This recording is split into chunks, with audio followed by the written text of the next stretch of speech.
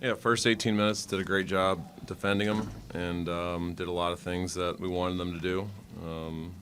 They were shooting tough contested twos, which is kind of what the scouting report was. And I thought those last 2 minutes of the first half, when we gave up 3 threes, was a huge momentum swing in the game because I gave them the confidence that they needed to know that they could knock down those shots. And it carried over into the second half. For them to score 59 points, is unacceptable of our defense, and that's on me as their coach. I got to do a better job. We got to do a better job with our one-on-one defense. Got to have way more pride being able to sit down and guard our man. The guy to my right is really the only one that does that at a high level every single night. Everyone else is capable of doing it, but we got to be able to do it more consistently. And, if a freshman can do it every single possession, I need my better players to be able to do the same thing. So, that was the difference in the game. They made tough one-on-one plays in the second half, and, we got out of character defensively, let them get to their right hands.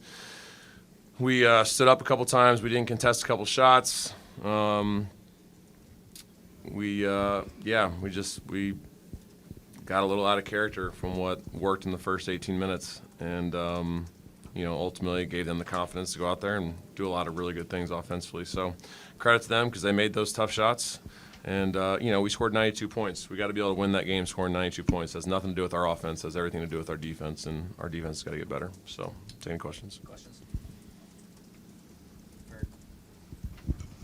What do you think changed those last 2 minutes? Was it just kind of breakdowns, guys getting lost out there for them to hit those threes? Yeah, one was, we talked about at the 3-minute mark, we got to finish with 3 perfect checkouts. Very next possession, we get lost and we don't check out Millette, and he gets the offensive rebound, kicks out, and bang a 3. Next possession, we help off the strong side corner, and that was one of the rules, never help off the strong side corner. We actually did the first play too, and another 3. And then we lay on a screen in transition. Not supposed to do that. I'm supposed to body over the top of those screens. We lay on it. We go underneath. We yell at the referee for a foul. They bang another 3. So just mental breakdowns, things that we talked about. Trying not to do. Understand that it's going to happen every once in a while, but it can't happen 3 straight possessions, and that's what ultimately allowed them to cut it from 10-4, and have confidence going into the second half. Coach, you talked about those shots eventually falling for Tahad and letting him shoot it. It started to fall for him here. Can you talk about maybe your frustration with getting him going, but then, like you said, scoring 92 points and losing a game like this? Like, how do you fix that? Got to guard. Just got to guard. Our best players got to be better defenders. And that can be a challenge, and they can take that, they can take that in a negative way, or they can take it as me just, knowing that they're capable because they've shown the ability to do so. But, if we're going to beat the best teams on our schedule, our best players have to play better defense. And too many times, we got caught standing up, or we weren't on the right hands, or we didn't finish possessions. And we talked about this being a really important game to having to finish possessions. And, we didn't do a very good job of that tonight. Coach over here all the way to the left. Keyshawn Murphy, double-double tonight, 13 points, 12 rebounds, 6 offensive, 6 defensive. What have you seen from his game that has grown and made him such a big presence inside on both ends of the floor? Yeah, I thought tonight he played like he kind of did at the Florida game. On the inside, he had 4 offensive rebounds in the first half. And, he's just obviously we've talked about it, but he's just gotten healthier, which, provides a little more pep in his step. And, made a big 3 late. Just does a lot of good things for us. Him and Sebastian both do a ton of good things for us on the inside. And when he plays well, we have a better chance of winning these games. So got to keep it up. Steven, you only 22 free throws for y'all. It's just low for what y'all usually do. Just frustrated, disappointed that y'all weren't able to get to the line more? Or is it kind of more on maybe the officials not calling it, or y'all not attacking as much? What would you kind of classify that as? So we took 43 2-point attempts. I thought we attacked the paint pretty hard. I got to watch the film and see if there were some possessions where we didn't get fouls, but no, I thought we did a pretty good job attacking the rim, playing off 2 and trying to finish through contact. So I'll have to watch the film and kind of see if should have been more, but not really sure. Aiden Hallway had 9 of his 15 points in the last 2.5 minutes. What'd you make of what he did down the stretch?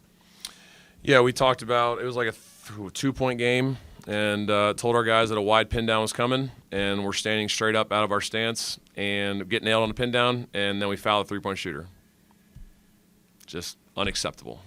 So can't do that if you want to win basketball games. So, and then hit a really tough one. I thought it was pretty good defense. Made it tough too, same way he did against A&M. But when the previous possession, when you allow him an open 3 and he makes it, that then gives you the confidence to go out there and make a tough shot on the next possession. So, just too casual, too lackadaisical, and we got burned on it. So he made a lot of big plays late, and obviously got to the free throw line and made his free throws. So he, was a huge difference late for them making some tough shots.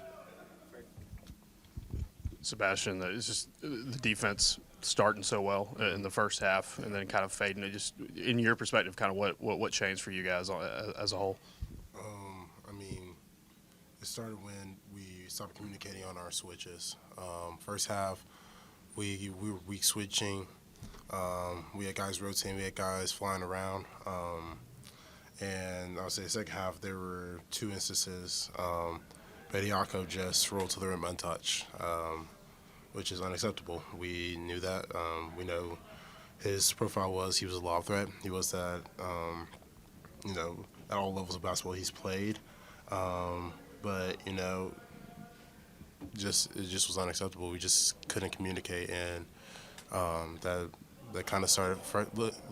That led to our offense started being stagnant. And then once our offense was stagnant, it started affecting our defense, and until the game is right there. Stephen, what did you think of Bediako's impact in the game, especially in the second half? Yeah, he had a huge impact. But he changes what they do offensively because he's a guy that can catch balls in the air and go finish at the rim. They don't have anyone else that can do that. At least with that athleticism, right? He can catch lobs and finish at the rim. He did a great job. Played really well for him. That's the difference in the game right there. And 12 points and 3 rebounds, and he did a good job of occupying us on the offensive glass. He played great. He makes that team better. And, with him, their ceiling is a hell of a lot higher than without him. So I think, we knew their guards were going to be effective. But he was a major difference in the game, having 12 points, off the bench. Stephen, obviously not pleased with the defense from your team. How do you sort of address that and move forward, try to fix it ahead of the next game? Yeah, you got to have a, short memory because, you got such a quick turnaround on Tuesday against another really good offensive team. So got to break the film down tonight and just, try and identify like where some of our biggest mistakes were and try and learn and try and grow from it. Vanderbilt runs a ton of offensive sets, so it's going to be really hard to break that down tonight and be able to show the guys and then also try and get prepared for a really unique offense. So I got to do a good job tonight of really just identifying areas that, we got exposed. And, I hope it was just us, having a lack of effort and energy so we can be like, all right, we can't do that anymore. Because when we, like Sebastian said, when we flew around and we finished possessions, you saw what the results were in the first 18 minutes. We didn't make multiple efforts in the second half, and when we did, they made tough shots because we gave them confidence at the end of the first half. So got to break it down tonight and, figure out where we got to get better because, we have another unbelievable opportunity on Tuesday to, wash this one away. Hey, Steven, just from a game plan perspective, trying to slow down LeBaron Philon, throwing different guards at him. You mentioned that you weren't happy with how you guarded. How difficult is it to try to slow a guy like that down that just seemingly kept coming all night? Yeah, Sebastian did an unbelievable job of guarding him. And I thought, 2 of his threes were just heavily contested step backs. And, that's going to happen sometimes, right? He's an unbelievable player. He's going to be a first-round draft pick.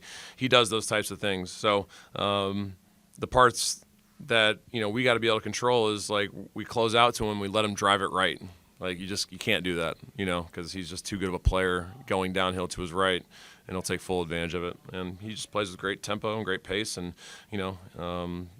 he's physical offensively, and just did a great job for him tonight. So made some tough ones, but I think some of our closeouts, which we talked about being really important in this game, weren't disciplined enough. And, if 33 wasn't guarding him, then, he was having a lot of success. Sway, just you guys have been in the spot this season, taking tough losses and been able to bounce back. What's the key to that, especially knowing what y'all got coming up next week with Vandy and going to Arkansas? Honestly, we have our team meetings. We'll talk, and then we just have to have a good practice, stack a good day. I'm gonna say that's really it. At the end of the day, you can't really mull on this loss. If you make it your everything, then we're not going to be ready for the next game, and then it's going to be a repeat of what happened. So we've been here before. We'll bounce back from it. We'll be better on Tuesday. Stephen, you guys only had 5 turnovers tonight, but only 7 points from the bench, which seems kind of like a statistical anomaly. How do you get more production from your bench guys moving into Vanderbilt? Yeah, I think, Elijah was in foul trouble. Phillip's got to play more. I got to find ways to get Phillip more minutes. We got to be 13 minutes is not enough for Phillip. We got to fix that. And Blake missed an open 3 and an open layup. So, our bench production has been better. Elijah's been, a spark, but him being in foul trouble, that's where a lot of the production comes from. But the offense has nothing to do with it. Scored 92 points. That should be enough to win any game in our league. Tahad had a better offensive performance. KO was making some shots. 4 of our best offensive players had pretty good nights. Had nothing to do with our offense, has everything to do with our defense. So, if we want to win games, we'll sit down and guard like we did when we had that 4-game stretch, a couple weeks ago. If we want to continue to have tough results and continue to talk about the things that we got to do better, then, we'll do what we did tonight. But this team's done a great job of bouncing back, after tough situations. We just got to stay consistent, like Seb said.